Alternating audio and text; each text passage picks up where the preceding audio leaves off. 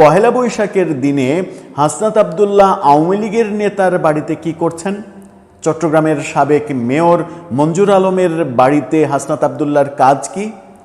জামাতে ইসলামকে দেখলাম র্যালি বাইর করতে, কুলা মই, ওই যে ডুলা আছে না আমাদের দেশে বলে মাছ ধরার ডুলা, ওই ডুলা এইসব নিয়ে র্যালি বাইর করছে, বটতলায় গিয়া শেষ করছে, এখানে গান টান গাইছে, পল্লী গীতি, ভাওয়ালি, এসব গান টান ভালোই লাগছে।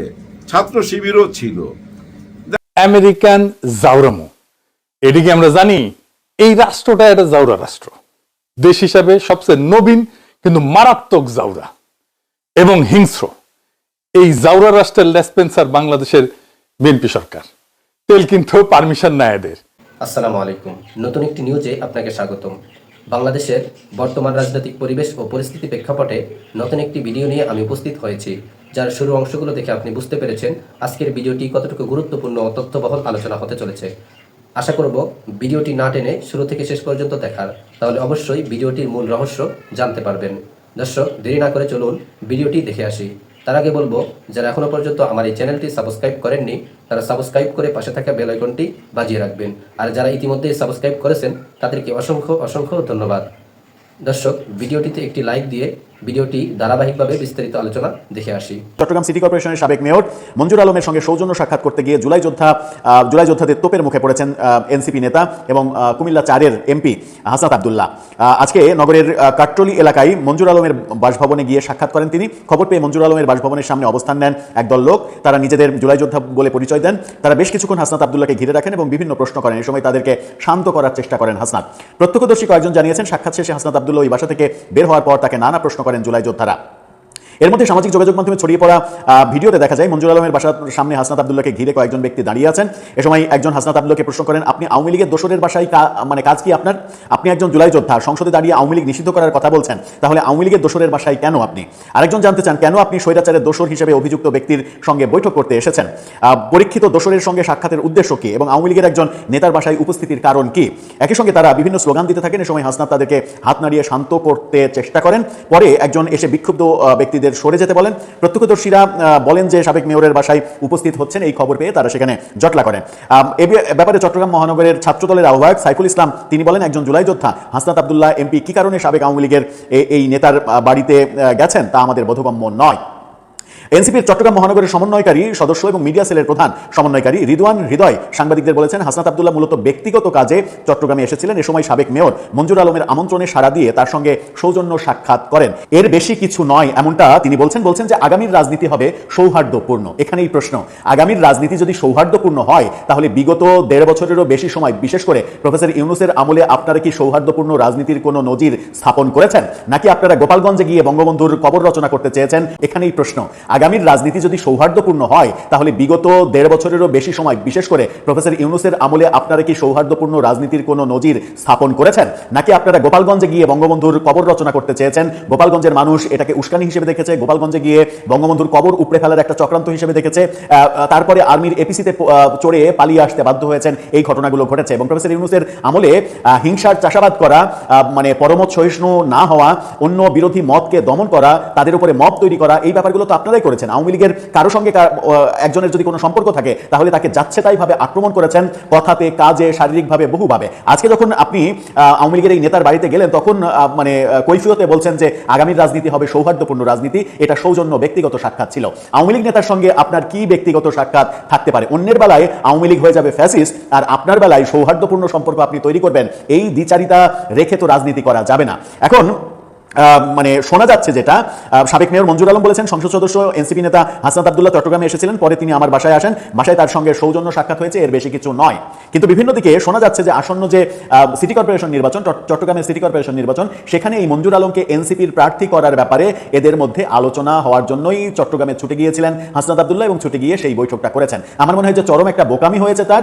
ব্যাপারটা বৈঠকের ব্যাপার থাকলে ওই মঞ্জুর আলমকেই ঢাকায় ডাকতেন, কোনো একটা জায়গায় গোপনে মিটিং করতেন, এরকম পরিস্থিতি ফেস করতে হতো না। প্রতি মুহূর্তে গত 20-21 মাস আওয়ামী লীগকে ফ্যাসিস্ট, আওয়ামী লীগের সঙ্গে কারো সম্পর্ক থাকলে তাকে আওয়ামী লীগের দোসর, মুক্তিযুদ্ধের পক্ষে কেউ কথা বললে ফ্যাসিস্টের দোসর, সাংবাদিক, বুদ্ধিজীবী, কলামিস্ট, বিশ্লেষক কাউকে আপনারা বাদ দেননি। কিন্তু নিজের বেলায় যখন এটা প্রয়োজন হলো তখন আওয়ামী ফ্যাসিস্ট হয়ে গেল, অনেক বেশি প্রয়োজনীয় এবং ব্যক্তিগত সম্পর্কের ব্যাপার হয়ে গেল। এনসিপির পক্ষ থেকে রাতে এক সংবাদ বিজ্ঞপ্তিতে বলা হয়েছে, বৈঠকে তারা দেশের চলমান রাজনৈতিক পরিস্থিতি, জনসম্পৃক্ততা বৃদ্ধি এবং ভবিষ্যৎ সাংগঠনিক বিভিন্ন কার্যক্রম নিয়ে বিস্তারিত মতবিনিময় করেন। বৈঠকে উভয় নেতাই আগামী দিনে পারস্পরিক সহযোগিতা অব্যাহত রাখার বিষয়ে আশাবাদ ব্যক্ত করেন। ফলের বিড়াল বেরিয়ে গেছে।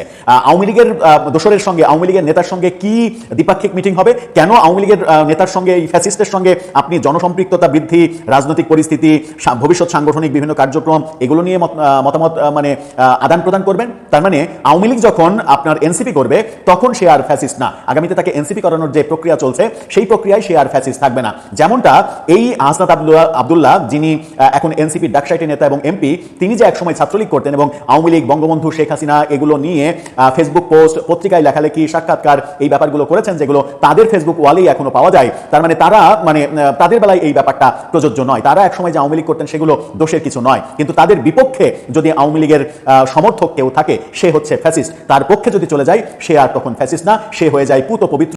জামাতে ইসলামকে দেখলাম র্যালি বাইর করতে, কুলা, মই, ওই যে ডুলা আছে না, আমাদের দেশে বলে মাছ ধরার ডুলা, ওই ডুলা এইসব নিয়ে র্যালি বাইর করছে। বটতলায় গিয়া শেষ করছে, এখানে গান টান গাইছে, পল্লী গীতি, ভাওয়ালি, এইসব গান টান ভালোই লাগছে। ছাত্র শিবিরও ছিল।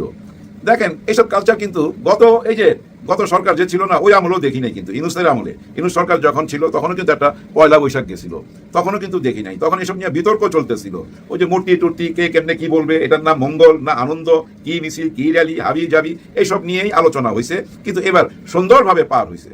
কিন্তু জামাত কি সুন্দরভাবে তার আগামী দিনগুলা পার করতে পারবে? প্রবলেম আছে, বিরাট একটা ষড়যন্ত্র হচ্ছে ভাই। আপনারা হয়তো বলতে পারবেন কোথায় এই ষড়যন্ত্রের গন্ধ পাইলেন? আমি এই ষড়যন্ত্রের গন্ধ পাইছি একজনের কাছে, যার নাম বললে আপনি এখন হয়তো একটু হাসবেন, সিরিয়াসলি নিবেন না, কিন্তু সিরিয়াসলি নিতে হবে। ছাত্র দলের সভাপতি রাকিব সাহেব, হ্যাঁ ভাই, সিরিয়াসলি নিতে হবে। অনেকে মনে করে রাকিব খুব সিরিয়াস কোনো কথা বলে না, এমনি বলার জন্য বলে, কিন্তু আমি সিরিয়াসলি নিছি। কেন জানেন? ওর মুখ দিয়ে এটা বাইর হয়ে গেছে। তো ও কোথাও ছিল, হ্যাঁ, বড় ভাইদের সঙ্গে কোনো মিটিংয়ে ছিল, ওই মিটিংয়ে এটা আলোচনা হয়েছে, ওই আলোচনাটা ওর মুখ দিয়ে বাইর হয়ে গেছে। সোজা সাজা মানুষ তো বইলা ফেলাইছে, আগামী 1 বছরের মধ্যে জামাতের রাজনীতি শেষ, এরকম কথা বলছে। হ্যাঁ, এটা একটা বিরাট ষড়যন্ত্র চলতেছে। এরকম ষড়যন্ত্র অতীত বহুবার হয়েছে। বেগম খালেদা জিয়ার মুখে শুনেন নাই? উনি তো শেখ হাসিনাকে সরাসরি বলছে জামাতের এদেরকে ফাঁসি দেওয়া হচ্ছে পার্শ্ববর্তী দেশের নির্দেশে, জামাতকে ধ্বংস করতে চাচ্ছে। পার্শ্ববর্তী দেশ চায় না এখানে ইসলামিক কোনো দল থাকুক। জামাতের যাদেরকে ফাঁসি দেওয়া হচ্ছে ওরা কেউ যুদ্ধ অপরাধী না, এটা বেগম খালেদা জিয়া নিজের মুখে বলছে। তো কিন্তু সেই দিনগুলো আমাদের হারিয়ে গেছে, ভিডিওগুলো রয়ে গেছে, সবাই দেখে নিতে পারেন। এখন আবার নতুন করে ষড়যন্ত্রে নামছে। 1 বছর সময় দিছে, রাকিব তো বললো 1 বছর সময়। তারা একটা প্ল্যান করছে, আই হ্যাভ এ প্ল্যানের মধ্যে বোধহয় এটাও রাখছে কিভাবে জামাত ইসলামকে, ছাত্র শিবিরকে ধ্বংস করে দেওয়া যায়। এই ধরনের একটা কিছু হইতে পারে। এই প্ল্যানটা যদি বাস্তবায়ন করতে চায় তাহলে তো ভাই অনেকগুলা মামলা দিতে হবে, মিটিং মিছিল বাইর করলে আবার বাইরাইতে হবে, গায়েবী মামলা দিয়ে আবার ধরপাকড় করতে হবে, মিড নাইটে এসে উঠায় নিয়ে যাইতে হবে, বহুত কিছু করতে হবে। শেখ হাসিনা যত রকম চেষ্টা করছে ওই চেষ্টাগুলোই তো করতে হবে। কিন্তু ফলাফল কি?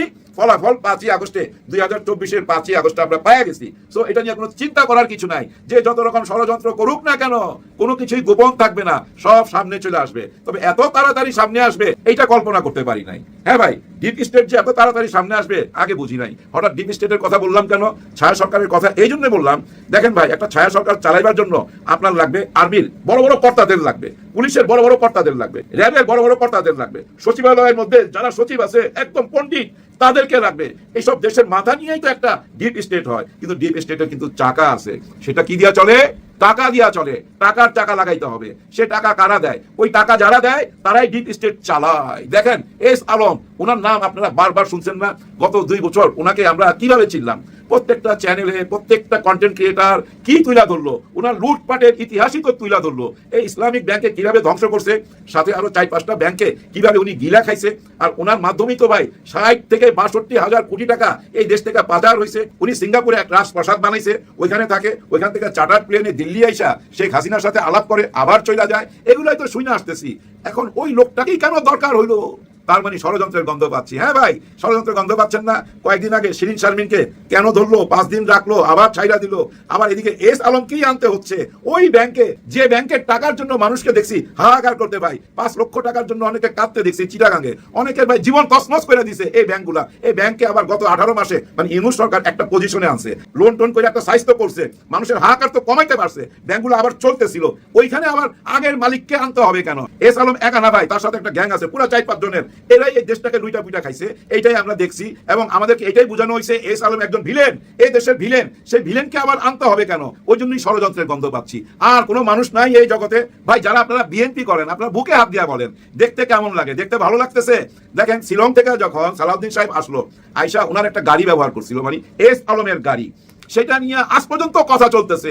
একটা গাড়ি মানুষ সহ্য করতেছে না, আর পুরো ব্যাংক তুলে দিতেছেন তাদের হাতে। মাত্র 7.5% টাকা ওরা পরিশোধ করবে। কত পার্সেন্ট? নিচে তো ভাই লক্ষ লক্ষ হাজার হাজার কোটি টাকা, হয়তো 500 কোটি টাকা ফেরত দিয়ে আবার ইন করতেছে। ওদের কাছেই কেন ওই ব্যাংক তুলে দিতে হবে?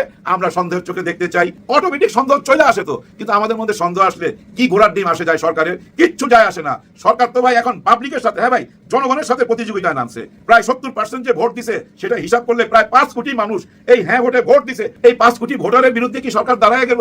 জনগণের মনের ভাষা কি সরকার বুঝতে পারতেছে না? দেখেন ভাই ব্রাদার, পার্শ্ববর্তী দেশ নিয়ে আমাদের অনেক রকম দ্বন্দ্ব আছে, অনেক রকম প্রশ্ন আছে, অনেক রকম কথাবার্তা এই মার্কেটে চলতেছে, আপনারা তো দেখতেছেন। যে আমেরিকা পৃথিবীর সবচেয়ে শক্তিশালী দেশ, এটা নিয়ে কোনো বিতর্ক নাই, কিন্তু একটা প্রশ্ন আছে যেটা কেউ করে না। সেই প্রশ্নটা আমি করতেছি, সেটা হইতেছে আমেরিকান জাউরামো। এদিকে আমরা জানি এই রাষ্ট্রটা একটা জাউরা রাষ্ট্র, দেশ হিসাবে সবচেয়ে নবীন কিন্তু মারাত্মক জাউরা এবং হিংস্র। এই জাউরা রাষ্ট্রের লেসপেন্সার বাংলাদেশের বিএনপি সরকার, তেল কিন্তু পারমিশন নাই এদের। এই জাউরামোর গল্প আজকে দেখাবো, যা আগে কখনো দেখেন নাই। আমেরিকা 1776 সালে জন্ম নিছে, মাত্র 250 বছর বয়স, বেশি বয়স না কিন্তু একটা দেশ হিসাবে। এই 250 বছরে আমেরিকা কয়টা যুদ্ধ করছে জানেন? কয়টা? 237টা যুদ্ধ করেছে। 237টা মানে কি দাঁড়াইলো? প্রত্যেক বছর এটা করে যুদ্ধ। তুলনা করেন ব্রিটিশ সাম্রাজ্য, যেটা শত শত বছর ধরে পৃথিবী শাসন করেছে, তাদের মোট যুদ্ধ 71টা, ফ্রান্সের যুদ্ধ 53টা, রাশিয়া 31টা। ফ্রান্সের 53টা যুদ্ধ করতে কয়েক শতাব্দী লাগছে, আমেরিকার 237টা হয়ে গেছে মাত্র 250 বছরে। একটা দুইটা না, 237টা যুদ্ধ, প্রত্যেক বছরে গড়ে একটা করে যুদ্ধ। শুধু তাই না, পৃথিবীতে 9টা দেশের কাছে পারমাণবিক বোমা আছে, কোন দেশ আর এক দেশে বোমা মারে নাই। কিন্তু আমেরিকা দুইটা পারমাণবিক বোমা মারছে, তাও সাধারণ নাগরিকের উপরে। আর কারো রেকর্ড নাই। প্রশ্ন হইতেছে এটা কি শক্তির দাম নাকি এটা শক্তির কারণ? কিন্তু আজকে আমি এই প্রশ্নের উত্তর দিতে আসি নাই। আজকে আমি একটা আরো ভয়ঙ্কর প্রশ্ন নিয়ে আসছি, এটা নিয়ে কথা বলবো। গত 60 বছরে আমেরিকা যতগুলো যুদ্ধ করছে, সেটা ভিয়েতনাম হোক, ইরাক হোক, লিবিয়া হোক, সিরিয়া হোক, প্রত্যেকটা শুরুতে একটা জিনিস আছে, কমন জিনিস। কমন জিনিস জানেন কি সেটা? সেটা হচ্ছে আপনাকে মিথ্যা বলা হয়েছে। এই যুদ্ধের যুক্তি হিসাবে, এই যুদ্ধের সাফাই হিসাবে প্রত্যেকবার কোনো ব্যতিক্রম ছাড়া যুদ্ধের সম্মতি তৈরি করতে মিথ্যা কথা বলা হয়েছে বারবার। আজকে একটা একটা করে কয়েকটা দেখাই দিব, মোট 3টা দেখাই দিব আপনাদেরকে।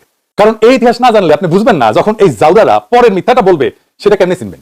আজকে যে 3টা মিথ্যার কথা বলবো, এই 3টেই প্রত্যেকটা আগেরটা চাইতে নির্লজ্জ। প্রথম মিথ্যা নিয়ে কথা বলি, ভিয়েতনাম যুদ্ধ। 1964 সাল অগাস্ট মাস, আমেরিকান সরকার ঘোষণা করলো টনকিন উপসাগরে উত্তর ভিয়েতনামের নৌবাহিনী আমেরিকান যুদ্ধজাহাজ আক্রমণ করছে। দুইবার, প্রথমবার 2রা আগস্ট, দ্বিতীয়বার 4ঠা আগস্ট। আমেরিকান কংগ্রেস ক্ষিপ্ত হইল, আমেরিকার জনগণ ক্ষিপ্ত হইল, টনকিন রেজলিউশন পাস হইল। প্রেসিডেন্টকে দক্ষিণ পূর্ব এশিয়ার সামরিক শক্তি প্রয়োগের সম্পূর্ণ ক্ষমতা দেওয়া হইল, যুদ্ধ শুরু হইল। আর তারপর 58,000 আমেরিকান সৈন্য মারা গেল, লক্ষ লক্ষ ভিয়েতনামী মারা গেল, সাধারণ মানুষ মারা গেল।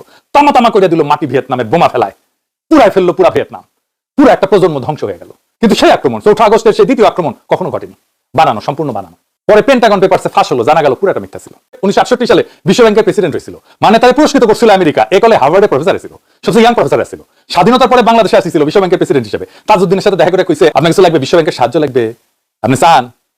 তো তাজউদ্দিন কইছে, হ্যাঁ লাগবে। হাঙ্কেরে গোয়াল ঘর পুরে দিছে তো পাকিস্তানি আর্মিগুলা, গরুগুলা ভেঙে গেছে, দড়ি কিনতে হবে, দড়ি, গরু বাইন্দা ছোয়ার জন্য দড়ি কেনার লোন পাওয়া যাবে বিশ্ব ব্যাংক থেকে। সত্য কথা, কিন্তু বেলে বেলে করছি না, ভালোই কইছিল কিন্তু তাজউদ্দিন।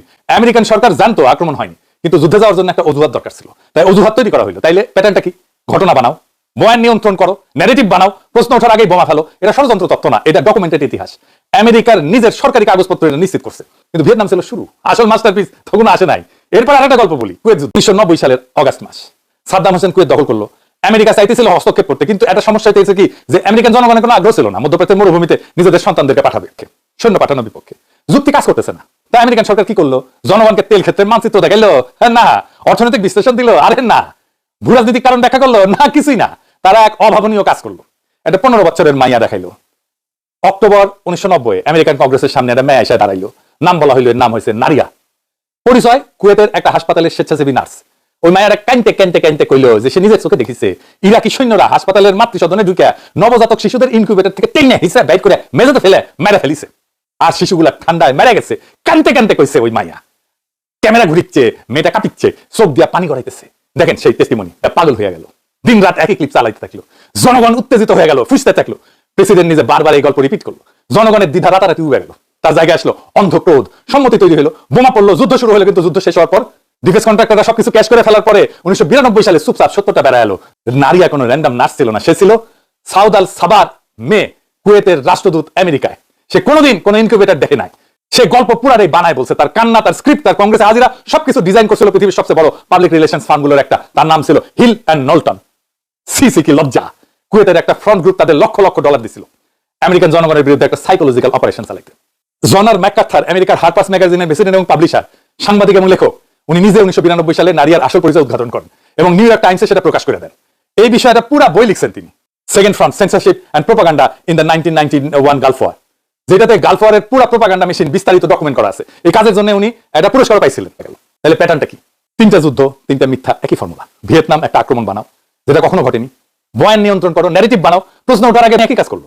ভয় যাচাই হওয়ার আগেই ট্যাঙ্ক পাঠিয়ে দাও, বোমা ফেলাও, ঘটনা বানাও, বয়ান নিয়ন্ত্রণ করো, প্রশ্ন ওঠার আগে যুদ্ধ শুরু করো। এটাই ফর্মুলা। 60 বছর ধরে এই একই ফর্মুলা, শুধু স্ক্রিপ্টটা বদলায়। কখনো টানকিন উপসাগরের রাডারের ব্লিপ, কখনো 15 বছরের মেয়ের কান্না, কখনো কাছের শিশিতে ধরা সাদা পাউডার। এই ফর্মুলা শুধু মধ্যপ্রাচ্যে কাজ করে না, এটা যে কোনো দেশে কাজ করে, যেখানে জনগণ আবেগ দিয়ে সিদ্ধান্ত নেয়, তথ্য দিয়ে না। আমাদের দেশেও যখন কোনো সংকট আসে, মিডিয়া যখন রাতারাতি একটা বয়ান তৈরি করে, ন্যারেটিভ তৈরি করে, যেটা perfectly package, perfectly timed, perfectly emotional, তখনই তো আমাদের থামা দরকার, জিজ্ঞেস করা দরকার যে বয়ানের পেছনে কে, কার টাকা, কার স্বার্থ। রাজনীতিবিদকে দেখবেন না, তার মিডিয়া দেখেন, ওই পার্টির ওই দলের মিডিয়া দেখেন, ন্যারেটিভকে, ওর মুখকে, ওর ফেসকে। যেমন আমি ওঠার আগে বোমা ফেলো, কুয়েত একটা মেয়েকে কান্দাও, আবেগ দিয়ে যুক্তি বাইপাস করো, কান্না শুকানোর আগে যুদ্ধ শুরু করে দাও। ইরাক একটা শিশি ধরো, ইউরেনিয়ামের ভয় দেখাও, ইরানে একই কাজ করলো। ভয় যাচাই হওয়ার আগেই ট্যাঙ্ক পাঠিয়ে দাও, বোমা ফেলাও, ঘটনা বানাও, বয়ান নিয়ন্ত্রণ করো, প্রশ্ন ওঠার আগে যুদ্ধ শুরু করো। এটাই ফর্মুলা। 60 বছর ধরে এই একই ফর্মুলা, শুধু স্ক্রিপ্টটা বদলায়। কখনো টানকিন উপসাগরের রাডারের ব্লিপ, কখনো 15 বছরের মেয়ের কান্না, কখনো কাছের শিশিতে ধরা সাদা পাউডার। এই ফর্মুলা শুধু মধ্যপ্রাচ্যে কাজ করে না, এটা যে কোনো দেশে কাজ করে, যেখানে জনগণ আবেগ দিয়ে সিদ্ধান্ত নেয়, তথ্য দিয়ে না। আমাদের দেশেও যখন কোনো সংকট আসে, মিডিয়া যখন রাতারাতি একটা বয়ান তৈরি করে, ন্যারেটিভ তৈরি করে, যেটা perfectly package, perfectly timed, perfectly emotional, তখনই তো আমাদের থামা দরকার, জিজ্ঞেস করা দরকার যে বয়ানের পেছনে কে, কার টাকা, কার স্বার্থ। রাজনীতিবিদকে দেখবেন না, তার মিডিয়া দেখেন, ওই পার্টির ওই দলের মিডিয়া দেখেন, ন্যারেটিভকে, ওর মুখকে, ওর ফেসকে। যেমন আমি ইন্ডিয়ারে দেখি না, আমি ইন্ডিয়ার কথা শুনতে হলে ফোন বেরালো দিল্লি স্টার দেখি। ঠিক এইভাবে বিএনপিকে দেখার দরকার নাই, মানব জমিনকে দেখবেন এইভাবে, তার বয়ান তৈরির কারখানা দেখবেন, কান্না দেখেন না, পাবলিক রিলেশন ফার্মের ইনভয়েস দেখেন, শিশি দেখেন না, শিশির পেছনে গ্রাফিক ডিজাইনারকে দেখেন। কারণ সাম্রাজ্য যখন নীতি নির্ধারণ করে, তখন তারা গোয়েন্দা তথ্যের জন্য বসে থাকে না, তারা আগে নীতি ঠিক করে, তারপরে সেই নীতির সাথে মিলায় গোয়েন্দা তথ্য বানায়। এটাই সত্য, যেটা কেউ বলতে চায় না। আসলে ভিয়েতনাম যুদ্ধ নিয়ে মিথ্যাচার, ইরাক যুদ্ধ নিয়ে মিথ্যাচার, কুয়েত যুদ্ধ নিয়ে মিথ্যাচার নিয়ে আগে জানছেন? জানেন নাই, কারণ কেউ আলাপ করে না। এমনকি বামপন্থীরা যারা মার্কিন সাম্রাজ্যবাদের বিরুদ্ধে ধ্বংসগ্নিপাত যাক বলে, তারা লড়াই করার আওয়াজ দেয়, কিন্তু তারা এই ন্যারেটিভ ভাঙে না, কখনোই না। কারণ এই আমেরিকানরাই সারা দুনিয়ার মিডিয়া ন্যারেটিভ নির্মাণ করে। এই সত্যগুলো আমরা ছাড়া মূলধারার মিডিয়ার কেউ বলবে না। এইভাবে সত্য উন্মোচন করে দেওয়া হবে বিকল্প মিডিয়ায়, সোশ্যাল মিডিয়ায়, আমাদের মিডিয়ায়। এটাই আমাদের কর্তব্য। আমরা জানাবো প্রমাণ দিয়ে, একে একে এই সমস্ত শয়তানিগুলা তথ্য প্রমাণ শেয়ার করবো সোশ্যাল মিডিয়ায়। তাহলেই আমরা ধীরে ধীরে পাল্টা ন্যারেটিভ তৈরি করতে পারবো, জনগণকে বুঝাইতে পারবো যে সত্যকে আমাদের কাছ থেকে লুকায় রাখা হয়েছে, সেই তথ্য খুঁজে বের করে মানুষের মাঝে ছড়াই দেওয়াটাও আমাদের একটা বিপ্লবী কাজ।